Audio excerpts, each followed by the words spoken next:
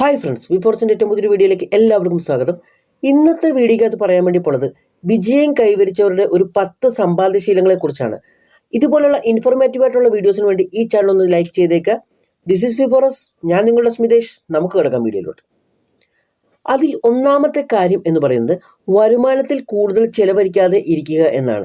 നമുക്ക് എത്ര വരുമാനം കിട്ടുന്നുണ്ടോ അതിൽ കുറച്ച് മാത്രം ചെലവഴിക്കുക. അതുപോലെ തന്നെ അതിൽ നിന്നും ഒരു തുക നമ്മൾ സേവിങ്സിലോട്ട് മാറ്റി വയ്ക്കുക. അതാണ് നമ്മുടെ ഒന്നാമത്തെ കാര്യം എന്ന് പറയുന്നത്. രണ്ടാമത്തെ കാര്യം എന്ന് പറയുന്നത് പാസീവായിട്ട് സമ്പാദ്യം വർദ്ധിപ്പിക്കുക എന്നാണ്. അതൊരു പാസീവ് ഇൻകം നമുക്ക് ഉണ്ടായിരിക്കണം. ബിക്കോസ് പാസീവ് ഇൻകത്തിലൂടെ നമ്മൾ പണിയെടുക്കാതെ തന്നെ നമുക്കൊരു ഫണ്ട് നമുക്ക് ലഭിക്കുന്നതാണ്. ഇത് ചിലപ്പം ബിസിനസ് ആകാം, അല്ലെങ്കിൽ യൂട്യൂബ് ചാനലാകാം, അല്ലെങ്കിൽ എന്തുമാകാം. സോ നമ്മളെ ഇൻവോൾവ്മെൻ്റ് ഇല്ലാതെ നമുക്ക് പൈസ ലഭിക്കണം. അതാണ് പാസീവ് ഇൻകം എന്ന് പറയുന്നത്. മൂന്നാമത്തെ കാര്യം എന്ന് പറയുന്നത് ഒരു അടിയന്തര ആവശ്യത്തിനായിട്ടുള്ള ഫണ്ട് മാറ്റിവെക്കുക എന്നാണ്. അത് മിനിമം 3 to 6 months ഉണ്ടായിരിക്കണം. നമ്മുടെ ഒരു മാസത്തെ എത്ര ചിലവ് എന്ന് നോക്കിയിട്ട് അതിൻ്റെ ഒരു കണക്ക് കൂട്ടിയിട്ട് അത് ഇൻറ്റു 3 അല്ലെങ്കിൽ അത് ഇൻറ്റു 6 നമുക്ക് എടുത്തിട്ട് അടിയന്തര ഫണ്ട് നമ്മളത് മാറ്റി വെക്കണം. അത് മെയിൻ ആയിട്ടുള്ള മൂന്നാമത്തെ കാര്യം എന്നാണ്. നാലാമത്തെ കാര്യം എന്ന് പറയുന്നത് സ്റ്റോക്ക് അല്ലെങ്കിൽ ബോണ്ട് പോലുള്ള ആസ്തികൾ ദീർഘകാലത്തേക്ക് നിക്ഷേപിക്കുക എന്നാണ്. ഈ വിജയം കൈവരിച്ചവരെല്ലാവരും അങ്ങനെ ഒരു സ്റ്റോക്സോ അല്ലെങ്കിൽ ബോണ്ട്സിലേക്ക് ദീർഘകാലത്തേക്ക് നിക്ഷേപിച്ചവരായിരിക്കും.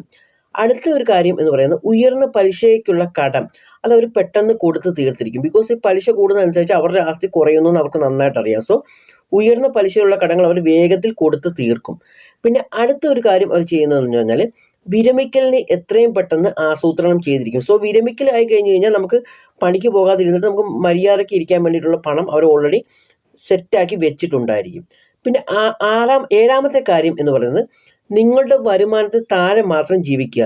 അതിൽ കൂടുതൽ ജീവിച്ചു കഴിഞ്ഞാൽ നമ്മൾ കൂടുതലായിട്ടുള്ള ബാധ്യതകളിലേക്ക് പോകുന്നതാണ്. പിന്നെ അടുത്ത എട്ടാമത്തെ കാര്യം എന്ന് പറയുന്നത് എന്ത് കാര്യങ്ങളുണ്ടെങ്കിലും നന്ദി പ്രകടിപ്പിക്കുക. അതൊരു ശീലമായിട്ട് തന്നെ അവർ കൊണ്ട് നടക്കുന്നതാണ്. ഒമ്പതാമത്തെ കാര്യം എന്ന് പറയുന്നത് സ്ഥിരമായ സേവിങ്സ് അല്ലെങ്കിൽ ഇൻവെസ്റ്റ്മെന്റ് ഇവർക്ക് ഉണ്ടായിരിക്കും.